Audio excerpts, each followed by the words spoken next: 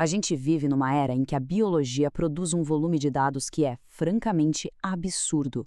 E para conseguir dar sentido a tudo isso, surgiu um campo novo, a bioinformática, que é essa mistura poderosa de biologia com ciência da computação. O que vamos fazer aqui hoje é mergulhar em alguns dos métodos essenciais que nos permitem, de fato, decifrar o código da vida. E só para a gente ter uma ideia da escala desse desafio, olha esse número. É mais de um quatrilhão de bases de nucleotídeos, as letrinhas do DNA guardadas só em um dos principais bancos de dados.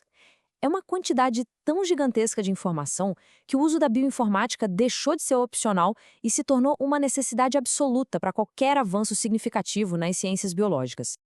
Então, o nosso roteiro vai ser o seguinte. Primeiro, vamos entender essa revolução dos dados que deu origem à bioinformática. Depois, vamos mergulhar na técnica mais fundamental de todas, o alinhamento. A partir daí, vamos ver como usamos isso para reconstruir a evolução, na filogenia.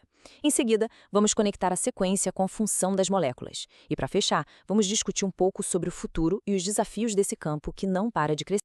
Pois é, a história da bioinformática começa com um problema. Ou melhor, com uma necessidade. Ela não surgiu simplesmente porque alguém achou legal aplicar computadores na biologia. Ela nasceu de uma verdadeira crise, uma avalanche de dados genômicos que precisava urgentemente ser organizada, analisada e interpretada. E essa jornada tem alguns marcos bem claros. Tudo começou lá nos anos 60, com os primeiros algoritmos. O nome bioinformática apareceu em 1970. Mas o ponto de virada mesmo, o que realmente colocou o campo no mapa, foi o Projeto Genoma Humano, nos anos 90. A quantidade de dados gerada foi tão massiva que a bioinformática se tornou indispensável, se consolidando de vez no século XXI como um pilar da biologia moderna. Agora que a gente já entendeu o contexto histórico, vamos entrar na parte técnica. E temos que começar pelo alinhamento de sequências. Pense nisso como o alicerce, a pedra fundamental sobre a qual quase todas as outras análises de bioinformática são construídas. É basicamente a forma como a gente ensina um computador a ler e a comparar duas ou mais sequências do código da vida. Formalmente falando, o alinhamento é esse processo computacional de colocar sequências, sejam de DNA ou de proteínas, uma do lado da outra para ver o que bate e o que não bate. O objetivo é identificar posição por posição, onde são idênticas, onde são diferentes e, muito importante, onde ocorreram inserções ou deleções de bases, eventos que tecnicamente a gente chama de indels. E existem duas estratégias principais para fazer isso. O alinhamento global tenta alinhar as sequências inteiras, do começo ao fim.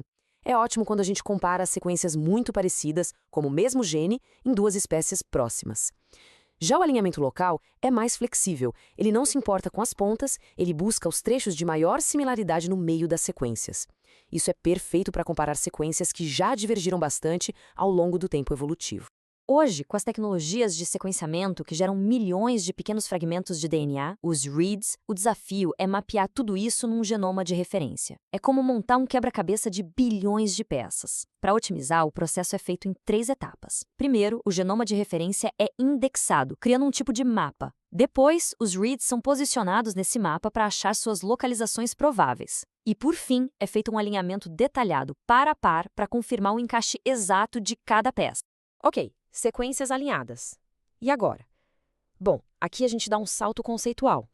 Do ponto de vista da biologia, um alinhamento bem feito é, na verdade, uma hipótese de homologia.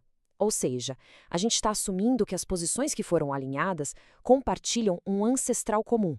E se estamos falando de ancestralidade comum, estamos falando de filogenia. Reconstruir a árvore da vida a partir de dados moleculares é um processo que exige rigor. Tudo começa, claro, com o alinhamento. Depois, vem uma etapa crítica de edição, para limpar regiões mal alinhadas ou ambíguas. Com os dados limpos, a gente precisa escolher um modelo matemático de evolução que basicamente informa ao programa como as sequências mudam ao longo do tempo.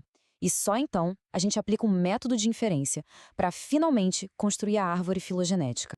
E para inferir essa árvore, existem diferentes abordagens filosóficas. Métodos como o neighbor joining são baseados em distância. Eles simplesmente agrupam quem é mais parecido. A máxima parcimônia segue a lógica da navalha de Occam. A melhor árvore é aquela que explica os dados com o menor número possível de mutações. Já a máxima verossimilhança e a inferência bayesiana são métodos estatísticos. Eles buscam a árvore que tem a maior probabilidade de ter gerado os dados que estamos vendo, dado o nosso modelo evolutivo. Certo, agora vamos mudar um pouco o foco. Saímos da história evolutiva e voltamos para o presente, para a função molecular. Porque ter a sequência de uma proteína é só o começo. O verdadeiro desafio é descobrir qual é a sua forma tridimensional, a sua estrutura, porque é a estrutura que dita a função. E para prever essa estrutura 3D, existem basicamente 3 caminhos computacionais. O mais usado é a modelagem por homologia, onde se usa a estrutura de uma proteína parente já conhecida como um molde. Existem também os métodos ab initio, que tentam construir a estrutura do zero, baseados apenas em princípios da física e da química. E, claro, os métodos híbridos, que combinam as duas estratégias para buscar uma maior precisão. E essa área está passando por uma revolução. Ferramentas baseadas em inteligência artificial, como o recente AlphaFold 3, são um verdadeiro divisor de águas. A precisão com que elas conseguem prever não só a estrutura de proteínas, mas também como elas interagem com outras moléculas, é algo que era impensável há poucos anos. Isso está acelerando de forma drástica a nossa capacidade de entender doenças e desenvolver novos fármacos. Mas a função de uma molécula não é só a sua estrutura. Para a gente conseguir organizar todo esse conhecimento de forma sistêmica, é preciso ter uma linguagem padronizada. E é exatamente esse o papel do Gene Ontology, o GO. Ele é um esforço colaborativo para criar um vocabulário controlado e universal que descreve o que os genes e as proteínas fazem. O GOAG organiza essa informação de um jeito bem lógico, em 3 domínios. Uma analogia que funciona bem é a de uma profissão. A função molecular é a tarefa específica, a profissão da molécula. O componente celular é o local de trabalho onde ela atua na célula. E o processo biológico é o projeto maior do qual ela faz parte, a missão da empresa, por assim dizer. De forma complementar ao G, que descreve as funções, a gente tem bases de dados como o KEGG. O KEGG é basicamente uma biblioteca de mapas de vias metabólicas e de sinalização, tudo curado manualmente por especialistas. Esses mapas mostram visualmente como os diferentes componentes da célula interagem em rede para realizar processos complexos.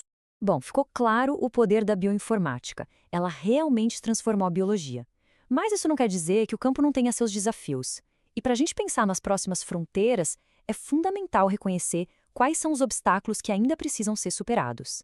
Um ponto crucial é que, por mais que as ferramentas se tornem mais amigáveis, a complexidade teórica por trás delas continua alta.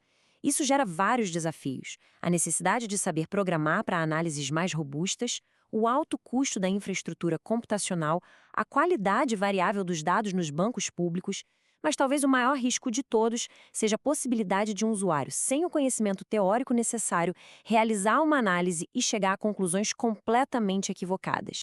E claro, nada disso seria possível sem os grandes bancos de dados que servem como pilar para toda a área. O NCBI é o maior, o mais abrangente de todos. O Ansible é super especializado em genomas, com ferramentas excelentes para isso. E o UniProts é considerado o padrão ouro para informações sobre proteínas, por causa do seu altíssimo nível de curadoria manual. E assim a gente fecha esse panorama. A bioinformática já nos permitiu quebrar inúmeras barreiras no conhecimento biológico. Mas com a ascensão meteórica da inteligência artificial e a complexidade dos dados só aumentando, a pergunta que fica no ar é: qual será a próxima grande fronteira que essa ciência fascinante vai romper?